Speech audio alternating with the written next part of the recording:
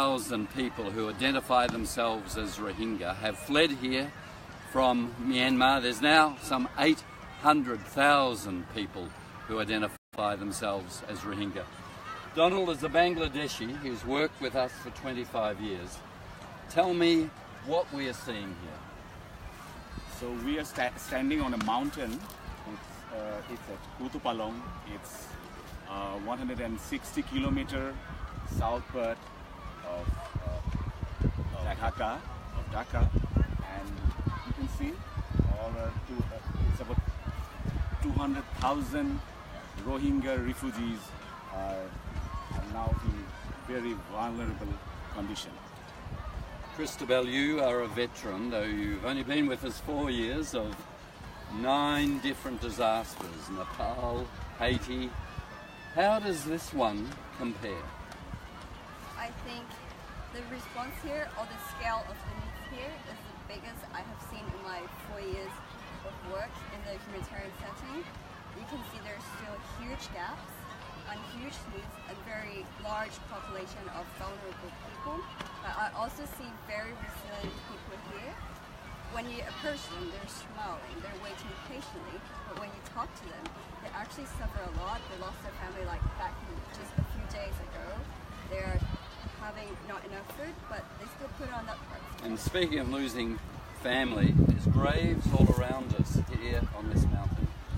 Yeah, so this is the little hill where people bury their loved ones. The bigger ones are the adults, where the smaller ones are for the kids, the infants and the babies. Even when you've worked with World Vision for 25 years, Donald, this must affect you. How has it affected you emotionally? Oh, it's affected me a lot. When I came here, when I see the vulnerability of the children, women, and widows also, there I found widow with 5 kids of below 6 to 8 years, and they are so touch my heart. As a woman, I know in these camps there's big protection issues, there's difficulties with latrines and safety because latrines are visible often for women. Tell us about that. So there's a lot of protection issue they brought from Myanmar, and there's also new protection issue arising within the camp. Women doesn't have safe spaces to do the latrines. It's open, there's no privacy, and there's also no safe spaces for showering, bathing. They have to go out in the middle of the night into the open, and they also don't have a good place to do breastfeeding. And there's also trafficking issues around the region, so making the women and the children very vulnerable in this environment. I saw mothers, Donald, who should be breastfeeding, but they're not lactating.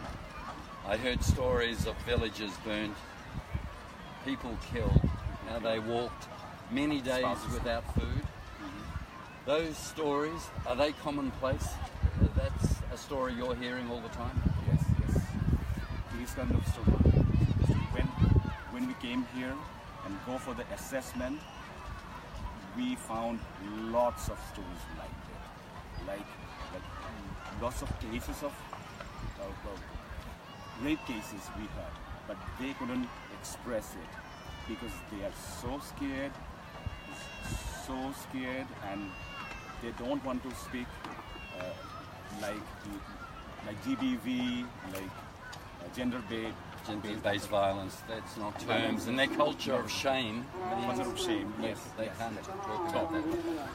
What really has hit me, Costello, is just how packed together people are. I have been to the refugee camps in Syria, which almost look comfortable compared to this. It just seems a lack of space here. Yes, there's a lack of space because the population here is just huge.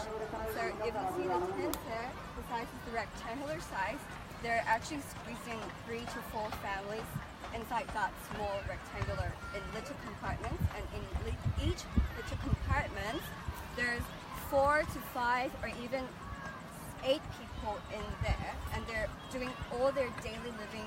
They're bathing, they're sleeping, they're eating in that small spaces, and that is why it's more challenging for females. What is World Vision doing here to help Donald?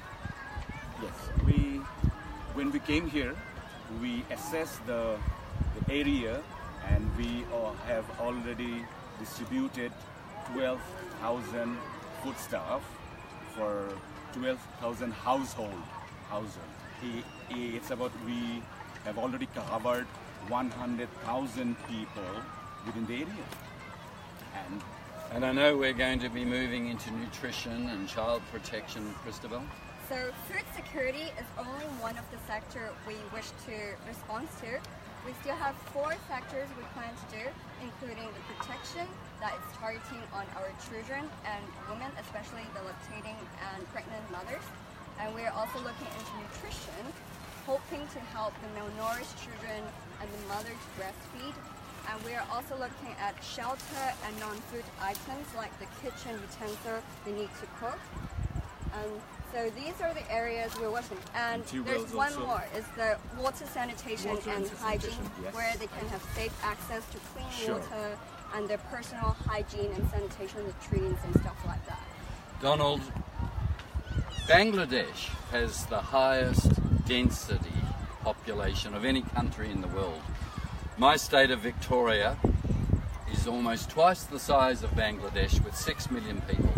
Here in Bangladesh there's 160 million people, which means another 800,000 coming explains the lack of space that Christabel is talking about.